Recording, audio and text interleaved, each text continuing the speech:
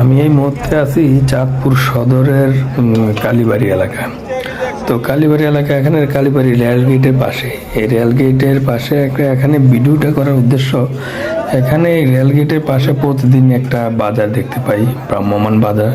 একদম রেলগেটটা ধরেই এখানে প্রতিদিন সন্ধ্যার সময় বিভিন্ন ধরনের মাছের বাজার বসে। এখানে ছোট ছোট টুকরি নিয়ে এখানে দেখে যে মাছ, তো বিশ্বাসে বিভিন্ন জন এখান থেকে মাছ এবং সবজি কেনাকাটা করে নিয়ে যায়।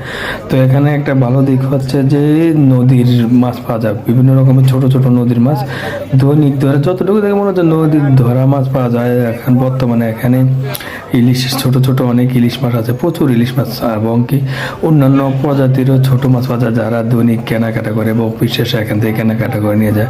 আবার কিছু সবজি বা ফল ফ্রুটও পাওয়া যায়। বাট মাছের ইয়েটা দেখলাম যে অনেক ভালো, এখানে অনেক মাছ আছে, অনেক নানান রকমের নদীর মাছ। তো এই মাছটা কিনা যায়, এটা আসলে মূলত বলতে পারেন যে গরিবের বাজার। এখান থেকে যারা ছোট মাছ বা কম দামে মাছ কিনতে চায় তারা এখান থেকে কিনে।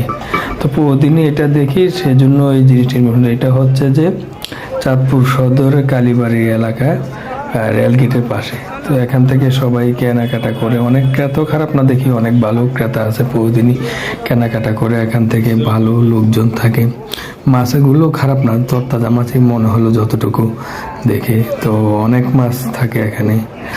তো এতটুকু এই জিনিসটা জানানোর জন্য। এটা আসলে দৈনিক বাজার, প্রতিদিনই সন্ধ্যার পরে দেখি এই বাজারে মানুষজন অনেক দেখা যায়। এতটুকু আপনাদেরকে ইনফরমেশন দেওয়া। আসসালামু আলাইকুম।